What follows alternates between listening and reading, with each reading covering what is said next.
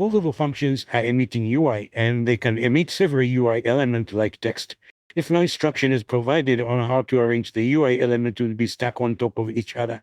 The solution for this is to use layouts that provide instruction to arrange its children. In this video, we're going to speak about column layout component. Now let's dive in Amber Studio and mess around with columns. Jetpack Compose provides a collection of standard layouts components that are ready to use, including rows, columns, and box. Now, a column arranges UI elements in a vertically sequenced format. Let's experiment here with columns and how to use them effectively. Now, as you can see here, we have created a composable testing function, and we have called it in the set content here and in the default preview for previewing it here. Now, inside here, we are going to create a column, and you can create a column by calling this column composable function. And inside here now, this is the place here you can pass the parameters. And inside here is the column scope where you can pass in composable functions.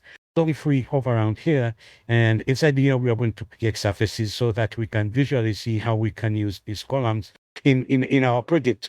Let's try here and see this first here inside, and we can try to press Ctrl+Shift+F5 to rebuild our project to see these surfaces which we have added here. And the surface here, we have the modifiers, and these modifiers have given us a size of 200, and we have a color of red here, and blue and green. This one is our preview for now. So we can position this differently in a vertical axis or in a horizontal axis. And a column has different parameters. If we go here to this parenthesis inside here and press Ctrl+Q, it's going to bring up the documentation. And we can see here we can pass in parameters of the modifier, the vertical arrangement, and the horizontal alignment. Now let's test the experiment with this vertical arrangement. Now inside here, this parenthesis, we are going to call this vertical. And we use this vertical arrangement here, and inside here we can pass the arrangement.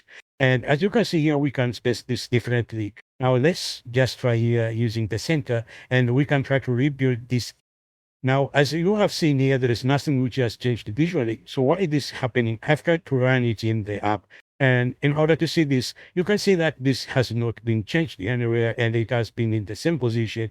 And this is happening because that the column by default is going to wrap its size depending on the size of its children. So right now here, the column size is just the same as the width and height of all of these child.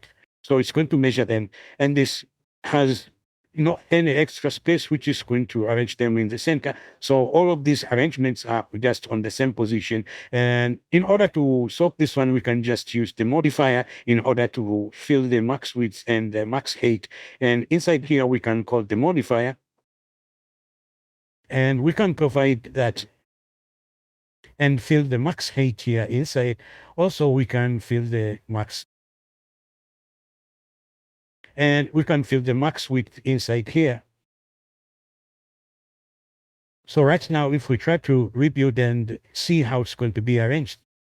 So now, if you have noticed now, it has been arranged in the center, and because we have filled the max width and max height, so now the column is taking all of the space of the phone, and we have arranged this in the center here, and there are different ways now to arrange this.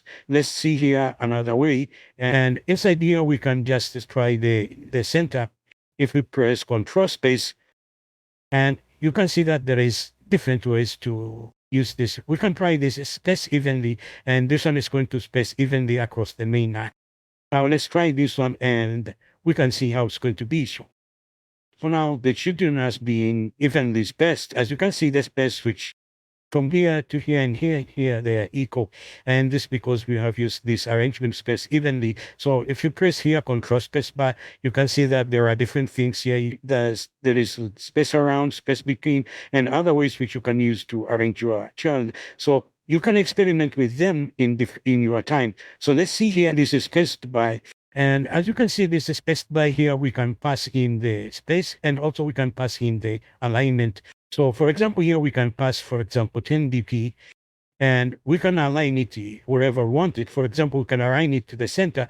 So let's try here to use the alignment. So we try, for example, here at the center. So, sorry, and this one must be centered vertically.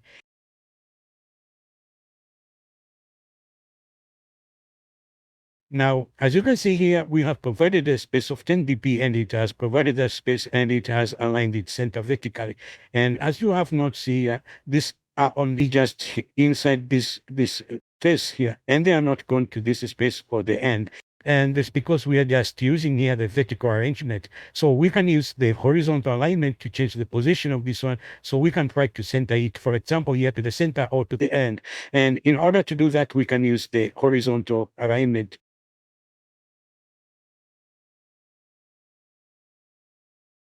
And as you can see here, we can use the horizontal alignment, and inside here now we can pass just. As you can see, we have the alignment center horizontally and start. So let's try here to center this horizontally and try to rebuild that.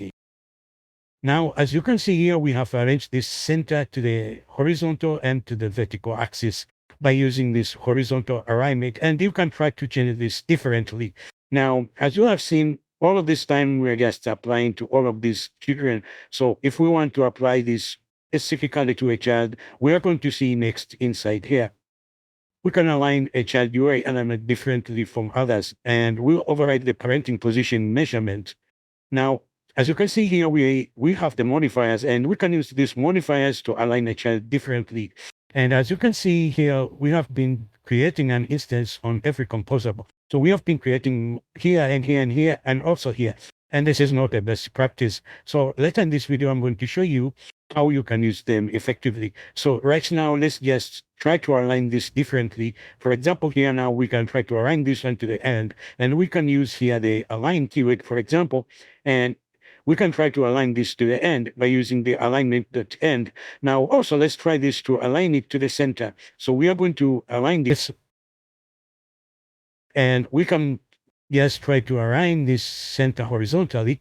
And also we can align this one, for example, here at the start.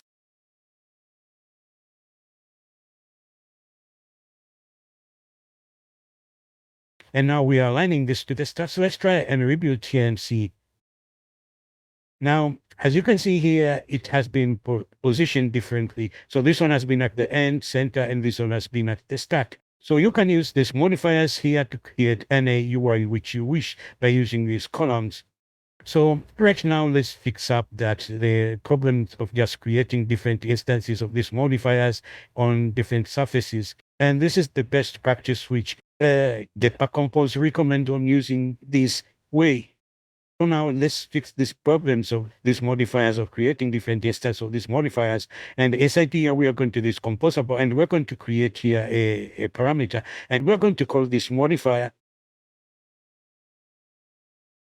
We are going to assign this to a modifier which is empty here. So we can use this modifier in different ways. So we can use this in the column, and we can use it here. So let's just pass here now the modifier, and we can change it to all of these.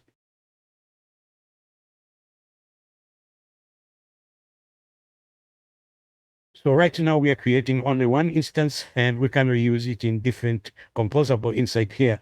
And right, let's leave it here. See you in the next video. Thank you.